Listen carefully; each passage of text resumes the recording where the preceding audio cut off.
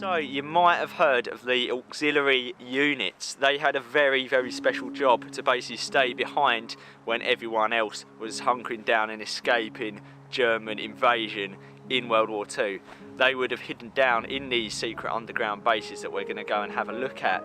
Mostly auxiliary units would have gone out and sabotaged the German positions overnight, planting explosives, assassinating risky individuals and things like that. But the people that would have been staying here were women that were working on radio communications behind the enemy lines.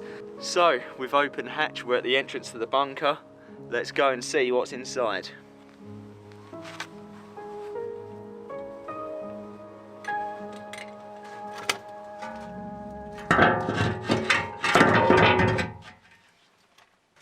We are greeted with a lot of these little sacs hanging down.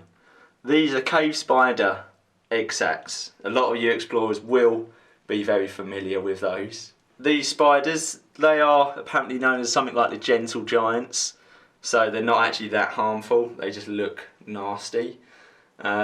Frankly, it's not the sort of danger side of it that's the horrible bit, it's just the fact that they look bloody disgusting really, isn't it? But the bunker itself is very impressive. We've got this corrugated construction, it's basically like a corrugated iron tube.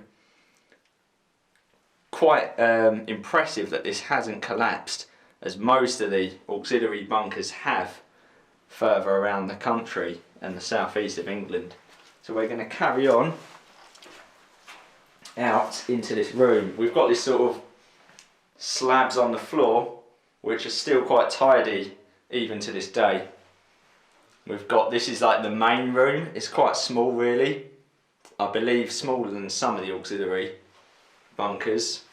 The corrugated iron's all peeling, including what looks like the paint on it.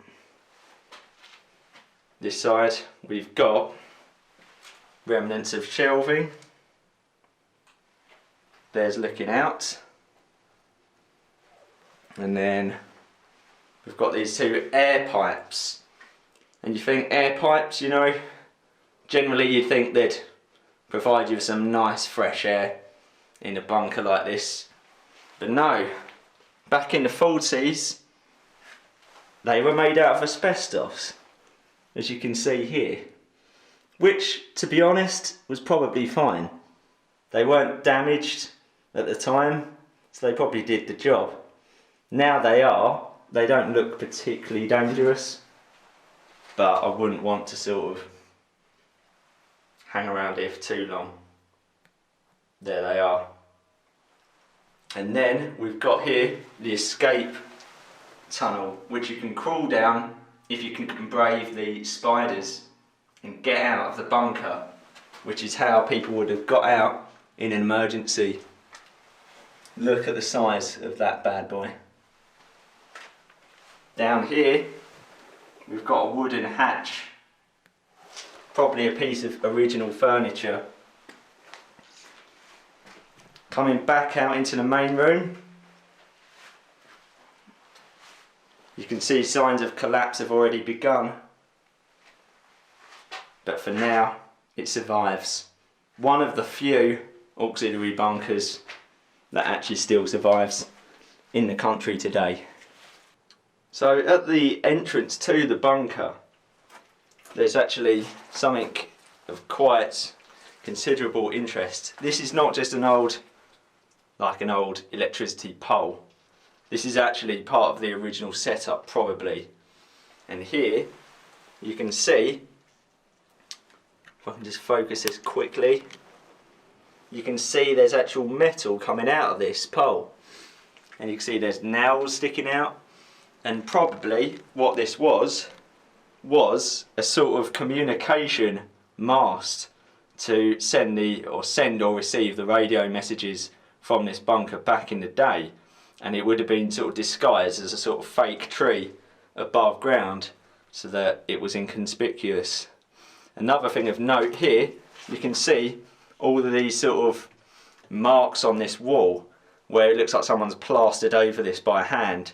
And a lot of these bunkers were actually built by the daredevils that were actually going to stay in here in the case of invasion, so it was actually sort of handmade for a lot of the time, and perhaps that's why it kind of looks quite rudimentary.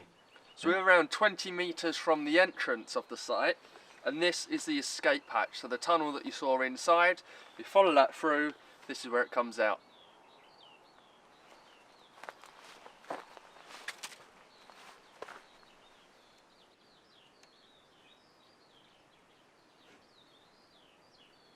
So because things were so secretive at the time, you couldn't just have a government vehicle turn up here, men in suits jump out and deliver a message. Instead they had to come up with quite a creative way, and this is where these pipes come in.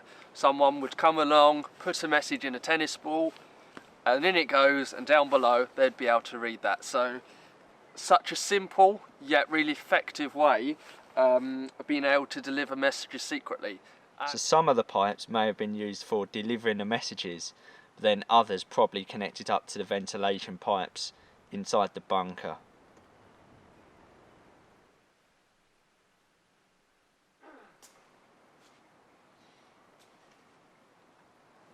Now they had to be so careful with these bunkers that even hot food was probably not going to be a good idea, because if you were cooking something up and the Germans were nearby, then the food smell might give you away on this very, very important top secret work that you would have been doing. So people probably had to have cold food in the bunkers. Some of them did have paraffin stoves inside, I believe, but for the most part this was probably not used. So it's been a short explore today, but a good one nevertheless. Really interesting to see something, and as you might have noticed, we've got the farm here and this path running along. And in fact, these sites were specifically placed alongside existing paths so that they wouldn't have to build any new ones. And if you've enjoyed our content today, you want to see more historic sites like this, then head over to our website, beyondthepoint.co.uk, and of course like and subscribe.